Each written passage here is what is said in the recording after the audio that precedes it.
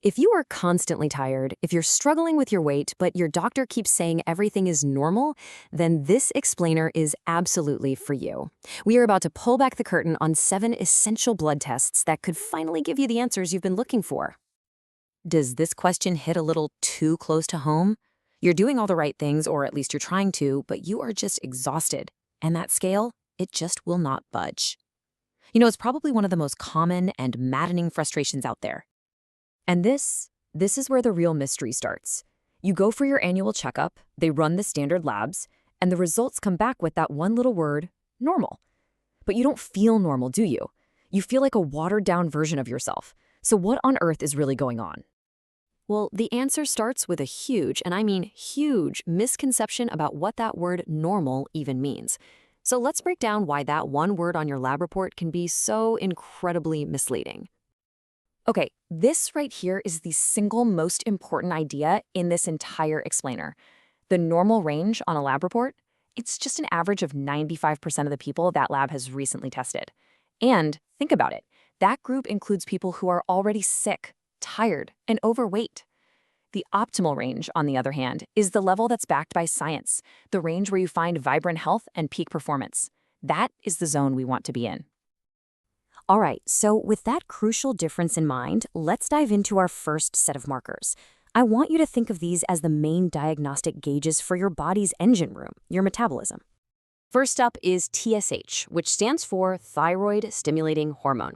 This is basically the master signal from your brain telling your thyroid how fast or slow to run your entire metabolism. It is literally the thermostat for your body. It controls your energy levels, your body temperature, and even your mood. And here's the thing, when that thermostat is just slightly off, even if it's still technically inside that massive normal range, you can feel very real symptoms. We're talking about weight gain that makes zero sense, fatigue that feels like it's in your bones, and just the persistent low mood.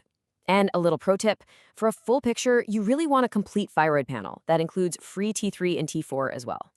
Now, still in that engine room, we've got the power duo for weight control. Fasting glucose, and, way more importantly, fasting insulin. See, most doctors check your glucose, but they totally miss the real story because they skip the insulin test. And insulin, as you're about to see, is the master key to managing your weight. Think of it this way. Your cells have little locks on them, and insulin is the key that lets sugar in for energy. Well, with insulin resistance, those locks get rusty. Your body has to pump out more and more and more insulin just to get the job done. And all that extra insulin is basically screaming one command at your body: store fat. It puts you in a permanent fat storage mode, which is why losing weight can feel impossible. Okay, so we've looked at the engine room. Now let's go check the fuel gauges. These next couple of markers tell us all about your body's critical energy reserves. And this is such a perfect example of looking deeper. A lot of tests check for anemia by looking at the iron floating around in your blood right now. But ferritin is different.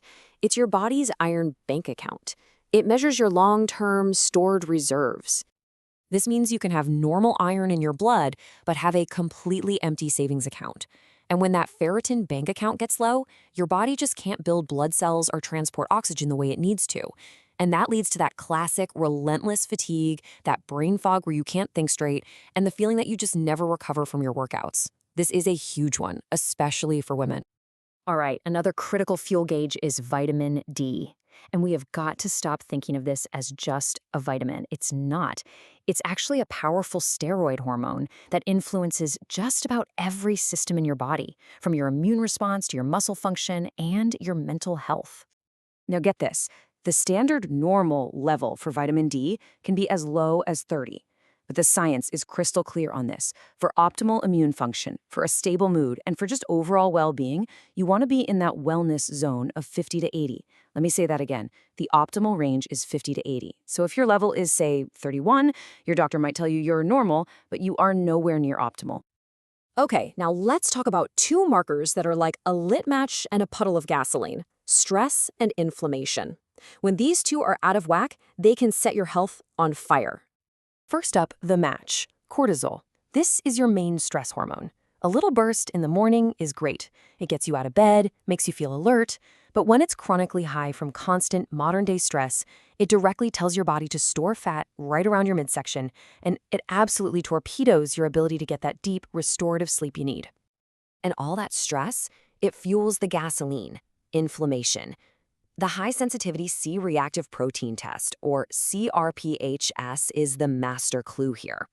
It's not looking for a big infection. It's measuring the level of chronic, low-grade inflammation that could be simmering just below the surface, maybe for years. And this is why it is such a game changer. This silent fire is the foundational driver of so many of our modern health problems. It makes you more insulin resistant, it's a huge factor in heart disease, and it directly contributes to obesity. Putting out this fire is simply non-negotiable for long-term health. So how do all these individual pieces actually fit together? Well, when you combine them, you get something incredibly powerful, your own personal health blueprint. The final piece of the puzzle is taking a modern look at the lipid panel.